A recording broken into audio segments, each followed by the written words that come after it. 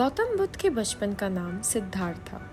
सिद्धार्थ नाम का अर्थ होता है वह जिसने अपनी सभी इच्छाओं को पूरा किया। यह नाम उनके पिता राजा शुद्धोधन ने रखा था, क्योंकि जब बुद्ध का जन्म हुआ था तो सभी ज्योतिषियों ने यह भविष्यवाणी की थी कि यह बालक बड़ा होकर एक महान सन्यासी बनेगा। परंतु बुद्ध के पिता राजा को ये बात अच्छी नहीं लगी।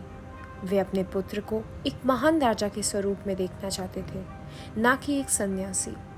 वे नहीं चाहते थे कि उनका पुत्र फकीरों का जीवन जिए। इसीलिए सिद्धार्थ के रहने की व्यवस्था विलासिता से पूर्ण की गई। उन्हें तरह तरह की सुख सुविधाओं से रखा गया। दुख की अनुभूति तक ना होने दी। परंतु एक सन्यासी के लक्षण तो बचपन में ही दिख जाते हैं। वे बचपन से ही शांत और सरल स्वभाव के थे। दया और करुणा तो उनके मन में कूट कूट करके भरी थी। अक्सर सिद्धार्थ एकांत में जाकर ध्यानमग्न रहा करते थे। एक दिन की बात है, सिद्धार्थ अपने उपवन में एक शांत जगह इसी प्रकार ध्यानमग्न थे। तभी एक घायल हंस उनके सामने आ गिरा, जिससे उसका ध्यान भंग हो गया।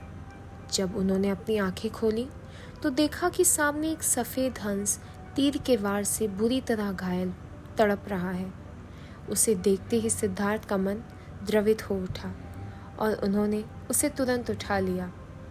धीरे धीरे वे हंस को सहलाने लगे और फिर पास के सरोवर में जाकर उसका घाव धोकर उसके शरीर से धीरे से तीर को निकाला।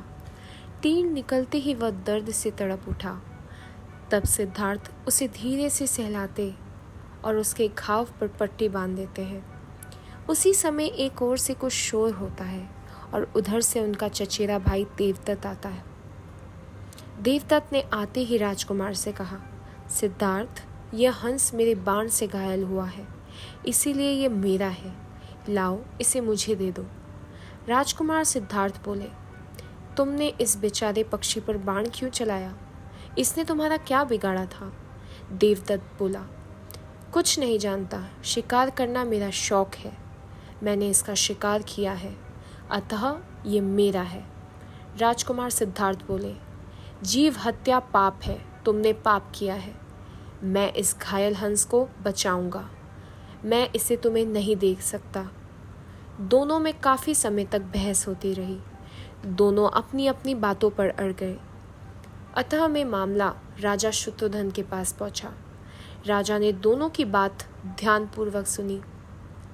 देवदत्त कहता था कि हंस उसका है क्योंकि उसने इसे बाण से मारकर घायल किया है।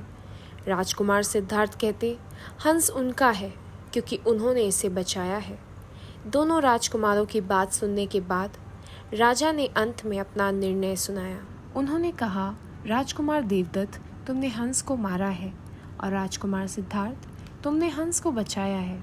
मारने वाले से बचाने वाले का अधिकार अधिक होता है, इसीलिए हंस पर राजकुमार सिद्धार्थ का अधिकार है।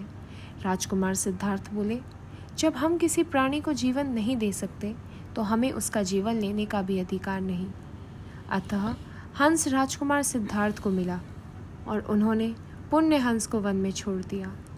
इस कहानी से हमें यह सीख मिलती है कि मारने वाले से ज़्यादा अधिकार बचाने वाले का होता है। हमें अमूक जीवों पर दया करनी चाहिए, उनका संरक्षक और उनकी देखभाल करनी चाहिए। वर्तमान समय में इनकी विलुप्त होती संख्या शायद यही इशारा कर रही है कि एक दिन इन जीवों का पृथ्वी पर से जीवन समाप्त हो जाएगा।